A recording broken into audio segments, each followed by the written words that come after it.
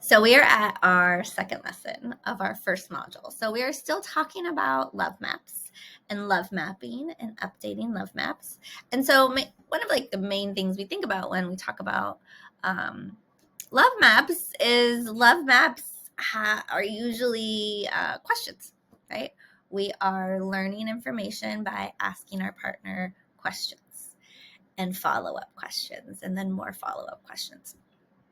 So, as the person who is receiving questions, it is also really important that these questions get answered, right? That we hear questions are coming our way, and that we don't say like, why are you asking me that? Like, you should know that, and get offended, or we're distracted and too busy and don't really answer the question.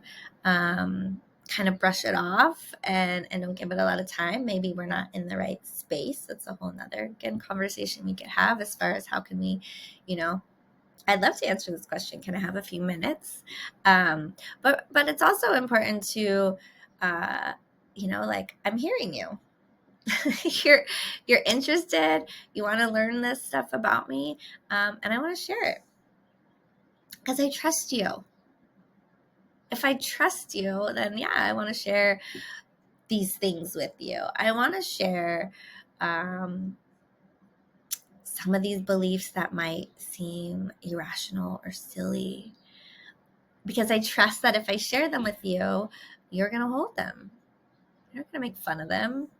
You're just going to get clarity, maybe not having the same alignment or agreement or see it differently, but that you're going to respect my answers or my answers. How I think and feel about something is how I think and feel about something. So you're taking that to learn about me, to understand the ways I tick and what I'm into. But I also have to take the time to answer that, because if I sit in the space of, are you serious? Like, you should know all of these answers. If you don't know them, you're not paying attention. Right? Because very often I'm like, if you don't know what to do for your partner, you just have to ask. And they're like, I think my brother even one time was like, should I get my wife this Peloton? And I was like, hey, great concept. Why don't you ask her? Because he was afraid it would be offensive. And I go, ask her. It's okay. It might blow the surprise, but if you are really that concerned, it is good to ask her. And she answered back like, hell yes, I want one. So it's really good he asked, because she was very excited.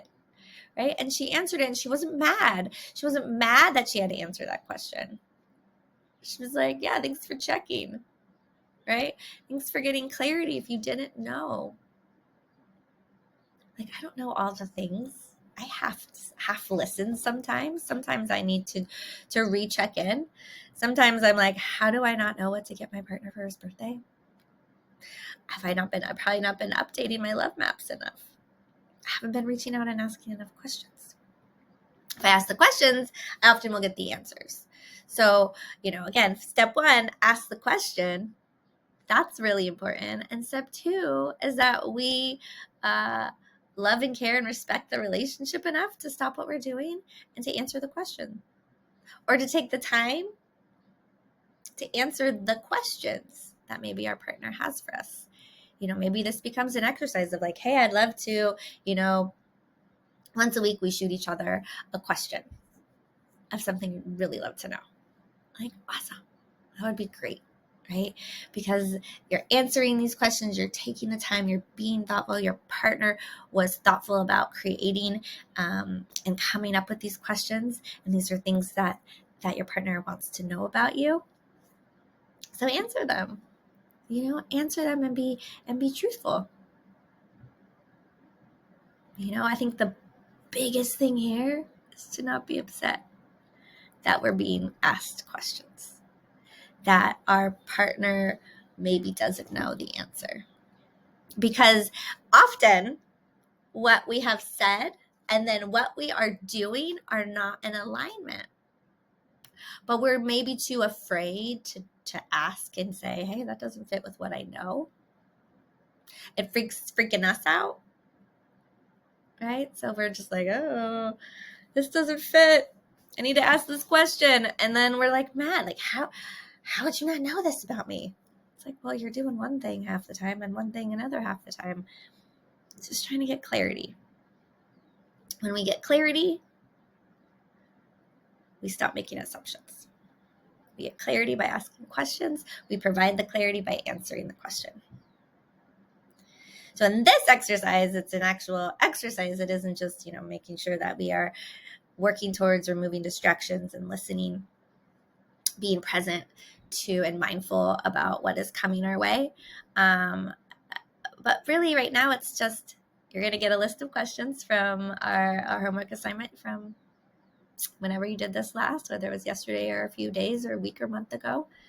You're going to get out those list of questions that your partner took the time to write out and to present to you because they want to know this information. So all you have to do is answer. Answer honestly and from the heart, and put as much info as you can that you want to share. If it's like, dude, I know, I get it, it's different than what it was, you can put that in there too. Acknowledge things have changed. That's okay. We can't do anything unless we know. So when we have new information, then we can make decisions based on that new information. If we're making decisions on old information, then usually our partner's mad. And they're mad you didn't know. Sometimes they're mad that then you ask for clarity. So we can't have it all. We can't be mad if they ask. We can be mad if they do the wrong thing. So if we just ask the question, get the clarity, answer the question.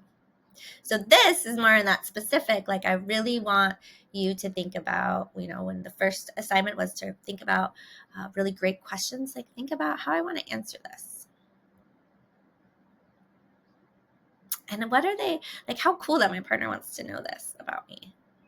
What more does this mean? How can then we start thinking about how can we start to incorporate love mapping more into our life? Because that'll be what I'm going to ask of you at the end of this module, of how to be more intentional and create planning around ways to continue love mapping throughout in your marriage lifetime. So enjoy this. This is a little bit easy. We'll get into some harder stuff as the lessons and the modules progress. But as always, even though you think something's easy, sometimes these questions can be hard. And we might read into them. So pay attention as always, right? This isn't therapy that you're doing with me. This is a course, but I want you to be mindful of blocks. Blocks can come in the form of I'm feeling some certain way. I don't really know, maybe, or I do know. And it isn't allowing me from engaging in this exercise fully, or it isn't allowing me to answer the question from an open heart. I am answering that question from a place of resentment, right? If that stuff happens, like that's okay. I want you to note it. I want you to be aware of it. And it might be something you say, hey, like we actually do need more therapy than just this course, or it is just something to, kind of keep in mind. So my hope is that at some point you're going to come into therapy and that you'll have some of these awarenesses like, hey, I worked on this thing, we put in this time, and I noticed this was hard for me. I noticed I'm sensitive to these things. So just start that kind of mindfulness check-in of things that you're finding to be relatively easy and that you're like want to continue to do, and the things that you find to have something to them, something harder. Something that's getting in our way from doing this work and showing up in the way that we want to. So enjoy again.